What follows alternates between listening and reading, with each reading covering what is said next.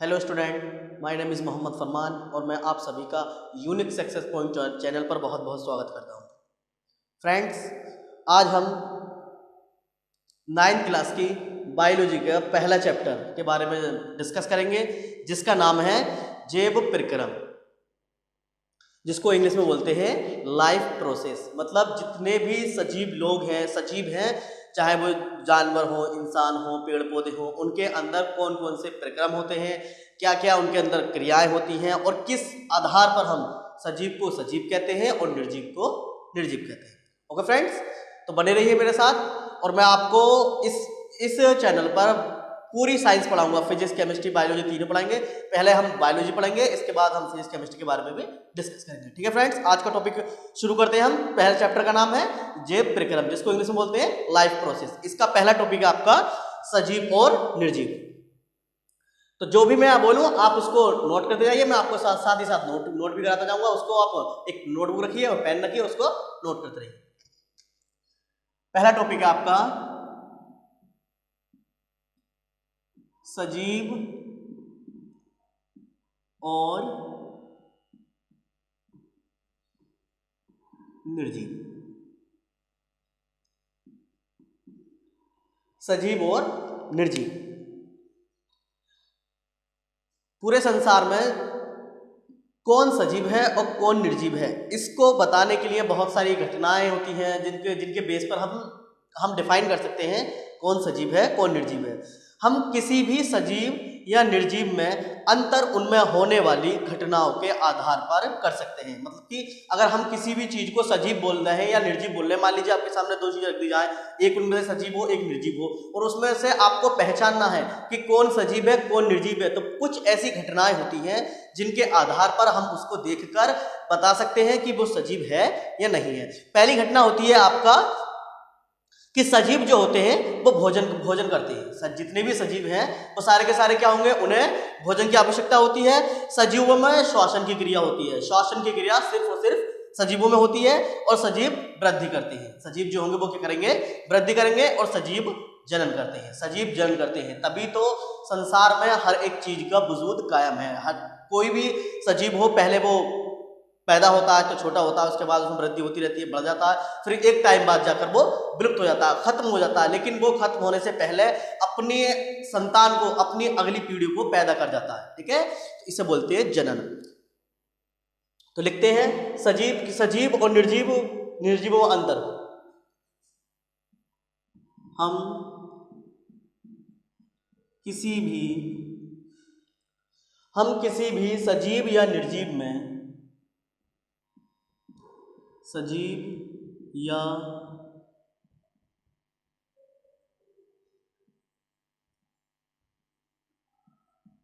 निर्जीव में अंतर उनमें होने वाली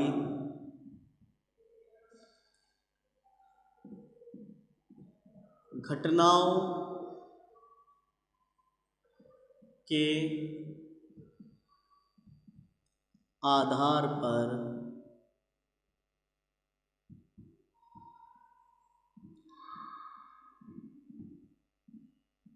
कर सकते हैं, या घटनाओं की जगह आप यहां पे लिखें क्रियाओं की।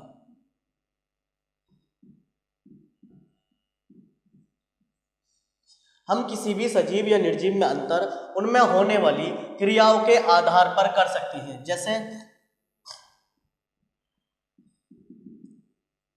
कौन कौन से, जैसे कि सजीव भोजन करते हैं,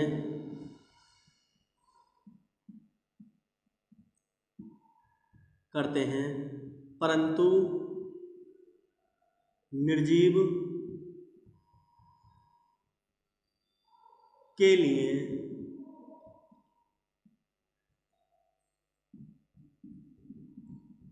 भोजन की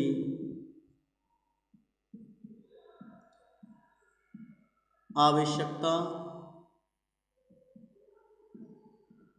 नहीं होती। ठीक इसी प्रकार सजीव श्वसन क्रिया करते हैं परंतु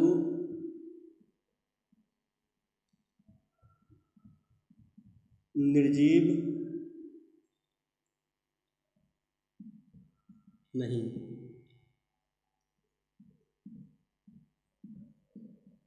सजीवों में वृद्धि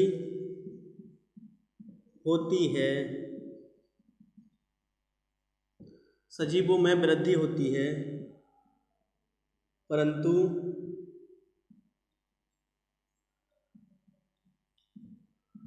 निर्जीवों में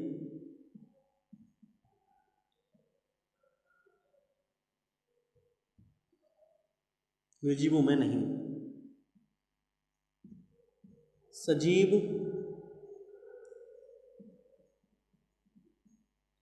जनन करते हैं परंतु निर्जीव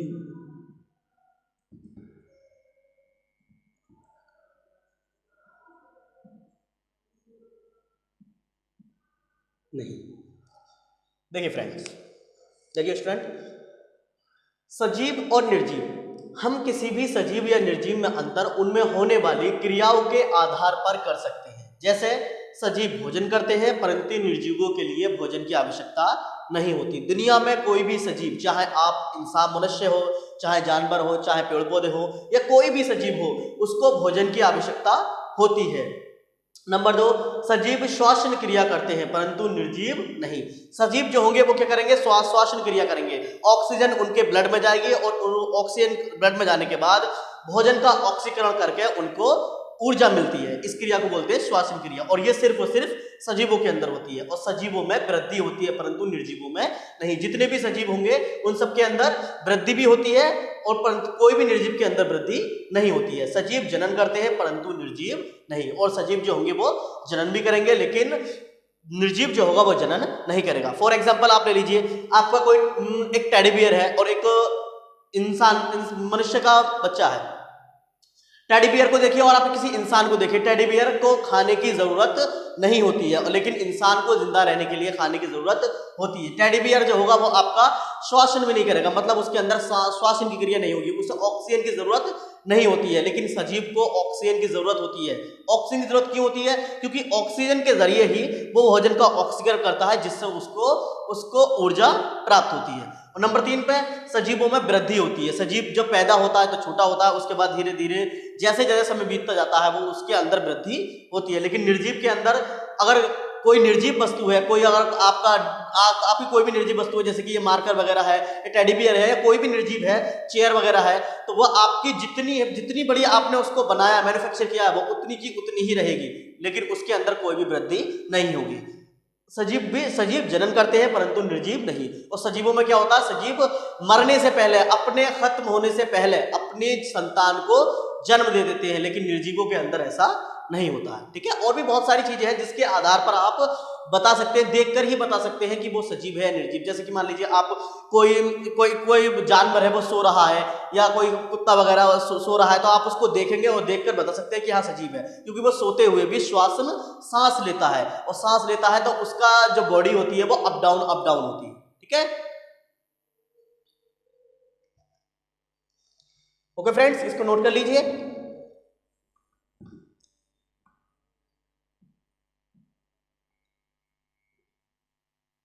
इसके बाद अगला टॉपिक हमारा आता है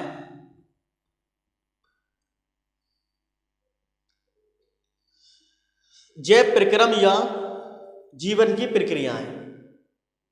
जैव प्रक्रम या जीवन की प्रक्रियाएं मतलब जिंदा रहने के लिए, किसी भी सजीव को जिंदा रहने के लिए कौन कौन सी क्रियाएं आवश्यक होती है। जैसे कि जिंदा रहने के लिए क्या आवश्यक है? जिंदा रहने के लिए पोषण की आवश्यकता होती है, जिंदा रहने के लिए श्वसन की आवश्यकता होती है, और जिंदा रहने के लिए उसको अपने वजूद कायम रखने के लिए उसको जनन की भी आवश्यकता होती है। तो अगला टॉपिक लिखेंगे हम जैव प्रक्रम, जिस नाम से हमारा ये चैप्टर है वो, या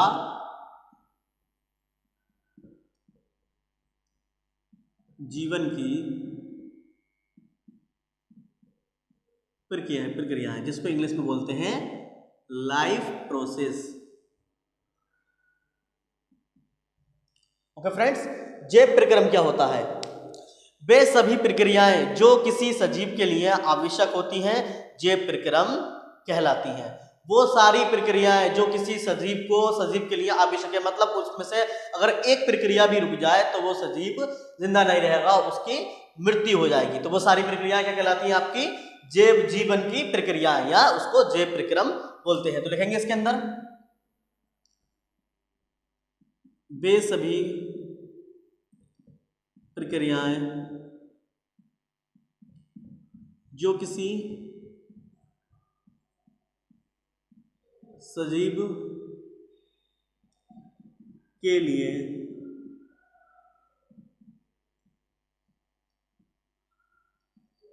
आवश्यक होती हैं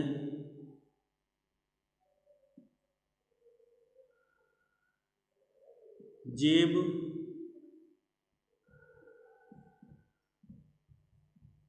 प्रक्रियाएं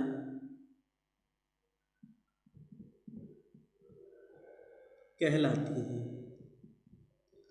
वे सारी प्रक्रियाएं जो किसी सजीव के लिए आवश्यक है, जिसके बिना कोई सजीव जिंदा नहीं रह सकता, उन सारी प्रक्रियाओं को बोलते हैं हम जैव प्रक्रियाएं। जैसे फॉर एग्जांपल नंबर 1 पे आपका आता है पोषण। पोषण का मतलब क्या होता है? भोजन की आवश्यकता। भोजन की आवश्यकता हर एक सजीव को होती है। नंबर 2 पे आता है आपका श्वसन, और नंबर 3 पे आता है आपका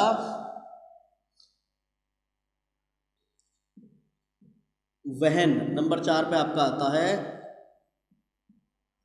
उत्सर्जन, और नंबर 5 पे आता है आपका जनन।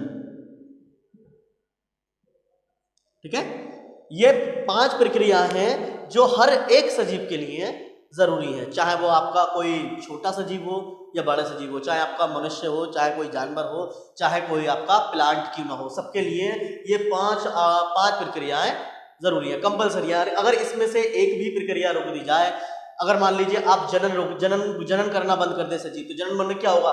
जो पीढ़ी इस टाइम है सिर्फ वही रहेगी, उसके बाद अगली पीढ़ी उनकी नहीं बनेगी, उसके बाद उनकी मृत्यु के बाद उनका अस्तित्व जो होगा वो दुनिया से खत्म हो जाएगा। उत्सर्जन क्या होता है?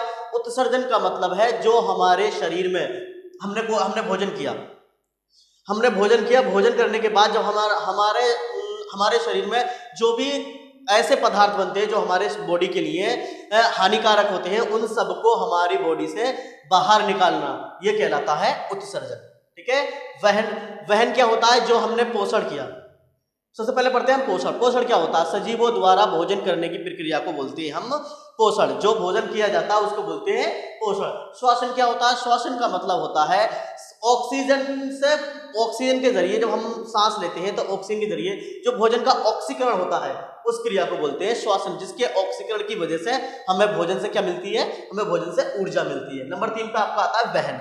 वहन का मतलब है संचालन। जैसे हमने खाना खाया, हमने खाना खाने के बाद हमें खाना हमारा पेट में गया, लेकिन हमें जो ऊर्जा की जो आवश्यकता होती है वो हमारी पूरी बॉडी को होती है। पूरी बॉडी में पूरे शरीर में हमें ऊर्जा की जरूरत होती है। तो हमारे पूरे शरीर में जो ऊर्जा एक जगह से दूसरी जगह ट्रांसफर की जाती है, या हम ऑक्सीजन जो हमारे पूरे बॉडी में ट्रांसफर होता है, चलता है, उसे बोलते हैं वहन। उत्सर्जन क्या होता है? उत्सर्जन जब हमारे भोजन का ऑक्सीकरण होता है या हमारे भोजन का पाचन होता है, तो उसके परिणाम स्वरूप जो कुछ हानिकारक तो कुछ विषैले पदार्थ बनते हैं जिनका हमारी बॉडी से निकलना जरूरी होता है, नहीं तो वो हमारी बॉडी को नुकसान देती है। और नंबर 5 पे आपका होता है जनन। जनन का मतलब तो पता होगा आपको, जनन का मतलब होता है अपने समान संतान को उत्पन्न करना। ठीक है, ये 5 प्रक्रम है जो सजीवों के लिए जरूरी होती है। उसके बाद में आपका आता है जैव रासायनिक अभिक्रियाएं। ओके फ्रेंड्स, इतने आप इसको नोट करें।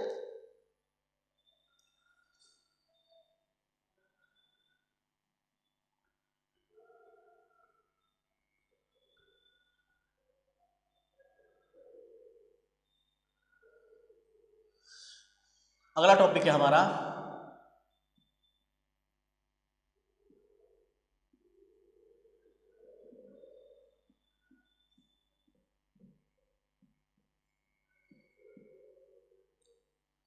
जैव रासायनिक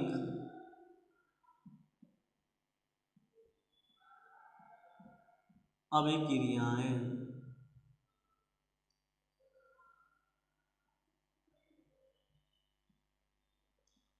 जैव रासायनिक अभिक्रियाएं। जैव रासायनिक अभिक्रियाओं का मतलब जीवों द्वारा ग्रहण किए गए भोजन के बहुत से जटिल अणुओं को सरल अणुओं में विघटन करके उनसे ऊर्जा प्राप्त की जाती है तथा अनेक सरल अणुओं से शरीर की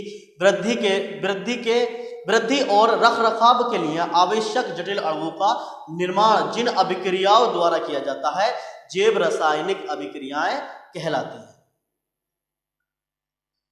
वे सारी अभिक्रियाएं जिसके जरिए आपने जो भोजन किया, भोजन को आपने बड़े बड़े टुकड़ों में खाया, फिर उसके बाद आपके अंदर जाकर जो वो छोटे छोटे टुकड़ों में टूटता है जिससे आपको ऊर्जा मिलती है, और वो सारे अणु जिनसे छोटे छोटे अणुओं से मिलकर कोई बड़ा अणु बनता है जिससे हमारी वृद्धि होती है। ये सारी रासायनिक क्रियाएं जो होती हैं ये कहलाती हैं आपकी जैव रासायनिक अभिक्रिया। जैसे कि आपने भोजन किया, भोजन करने के बाद ऐसा तो नहीं कि आपकी बॉडी पूरे जितना बड़ा आपने भोजन खाया, जितने बड़े टुकड़ों में उसको खाया इतने ही पूरी उसका यूज कर ले। उसमें से जो जरूरी पदार्थ होती हैं जैसे कार्बोहाइड्रेट है, वसा है, प्रोटीन वगैरह है, उन सबको उनमें से निकाल उनको हमारा जो पाचन तंत्र है उसको उनमें से अलग करता है और फिर वो हमारे बॉडी में ब्लड के जरिए फैल जाता है। तो जिस रासायनिक अभिक्रिया के जरिए आपका भोजन पचेगा, छोटे छोटे यानी बड़ा टुकड़ा आपने जैसे भोजन खाया बड़े बड़े टुकड़े में खाया तो क्या होगा, आपके अंदर जाकर ये छोटे छोटे टुकड़ों में टूट जाएगा। बहुत आपकी जो पाचन तंत्र होगा इसको बारीक तरीके से बिल्कुल पीस देगा, तो छोटे छोटे टुकड़े टूट जाएंगे और एक क्रिया वो होगी जिसमें कि आपके छोटे छोटे टुकड़े मिलकर आपका एक बड़े टुकड़े का निर्माण करेंगे। तो ये दोनों जो क्रियाएं होती हैं ये कहलाती है आपकी जैव रासायनिक अभिक्रियाएं। जैव रासायनिक अभिक्रियाएं, ठीक है। तो इसमें लिखेंगे हम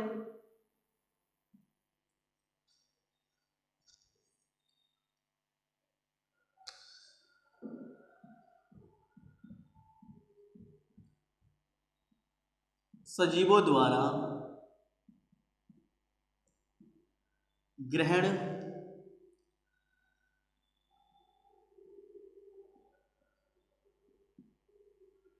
किए गए भोजन के जटिल अणुओं को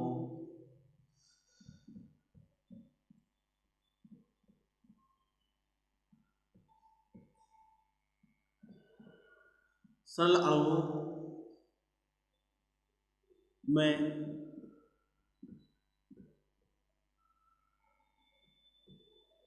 विघटन कर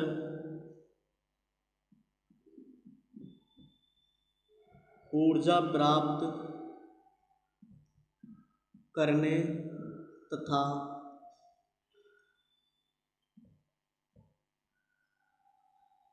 बहुत से सरल अणुओं को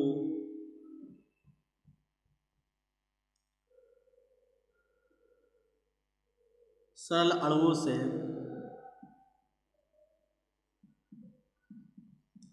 जटिल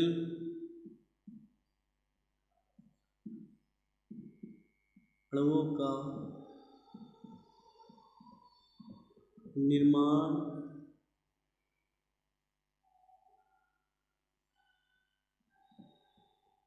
जिन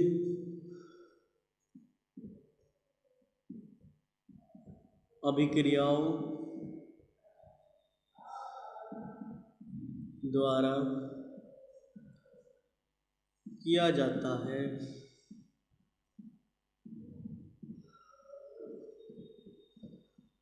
जैव रासायनिक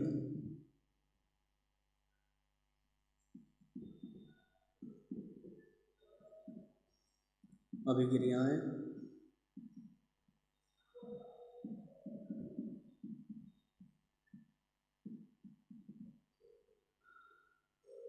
कहलाती है। और जैव रासायनिक अभिक्रिया कितने प्रकार की होती हैं? ये 2 प्रकार की होती हैं। ये है 2 प्रकार की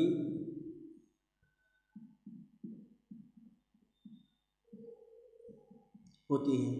नंबर 1 अपचयी क्रिया।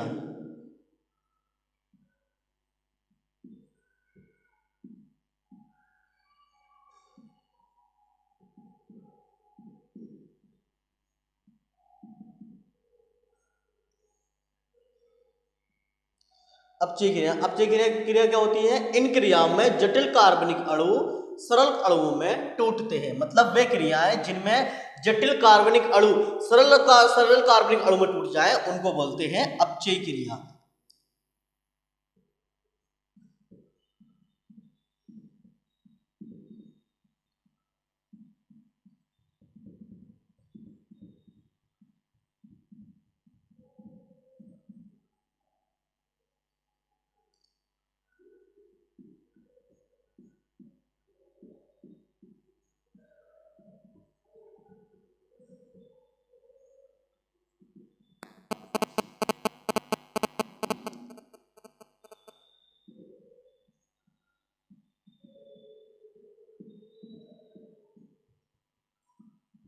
टूटते हैं। और अपचयी क्रियाओं का उदाहरण है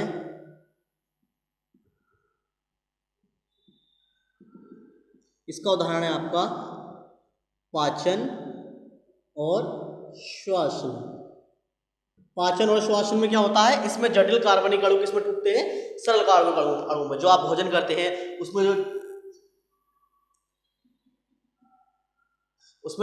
जटिल कार्बनिक अणु होंगे वो आपके सरल कार्बनिक अणुओं में टूट जाएंगे। ऐसे ही आपके श्वसन में होता है। श्वसन में क्या होता है? श्वसन में आपके भोजन का ऑक्सीकरण हो जाता है।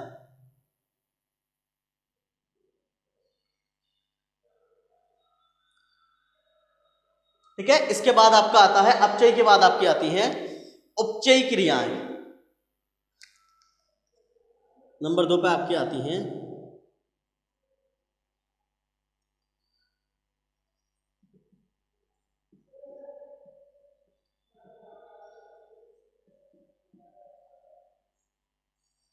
उपचयी क्रियाएं। उपचयी क्रिया क्या होती है?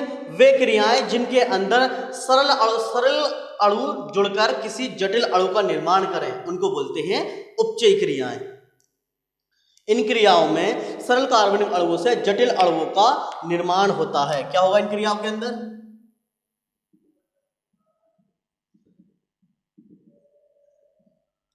इन क्रियाओं में सरल, ये ऊपर से मिटा देता हूं, आपने इसको नोट कर लिया होगा।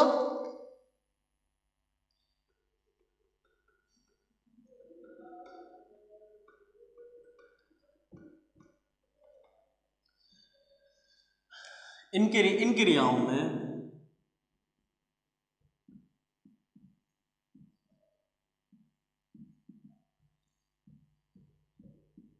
सरल कार्बनिक अणुओं द्वारा जटिल अणुओं का निर्माण होता है।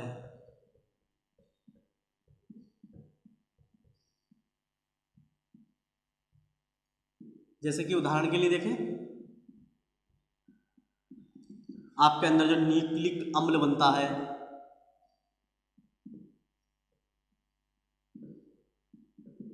प्रोटीन बनती है, वगैरह वगैरह। ठीक है। तो आपके अंदर जैव रासायनिक क्रिया कितने प्रकार की होती है? 2 प्रकार की। पहले प्रकार की आती है आपकी अपचय और दूसरी आती है आपकी उपचय। अपचय वो क्रियाएं होंगी जिनमें जटिल कार्बनिक अणु सरल कार्बनिक अणु में टूट जाएंगे और इसका उदाहरण है आपका पाचन और श्वसन। और उपचय कौन सी होंगी? उपचय वे क्रियाएं होंगी जिनमें सरल कार्बनिक अणुओं द्वारा जटिल अणुओं का निर्माण होता है और इसका उदाहरण जैसे कि आपके अंदर न्यूक्लिक अम्ल बनता है, आपके अंदर के अंदर प्रोटीन बनती है, वसा वगैरह बनती है, ये सब जो होती है आपका किसका एग्जाम्पल है? आपका उपचय क्रिया होगा। ओके फ्रेंड्स, अब हमारा अगला टॉपिक होगा पोषण। पोषण मतलब जो सजीवों द्वारा पोषण किया जाता है, जो भोजन को ग्रहण किया जाता है, वो कितने प्रकार से होता है, जैसे कि स्वपोषण पर और स्वपोषण होता है, विषम पोषण होता है। ठीक है फ्रेंड्स, अगर वीडियो अच्छी लगे तो वीडियो को लाइक कीजिए, ज़्यादा से ज़्यादा शेयर कीजिए और कमेंट कीजिए। और आपको अगर वीडियो में कोई बात पसंद नहीं आई हो, अगर आपकी समझ में नहीं आया हो तो कमेंट करके ज़रूर बताएं। Thank you.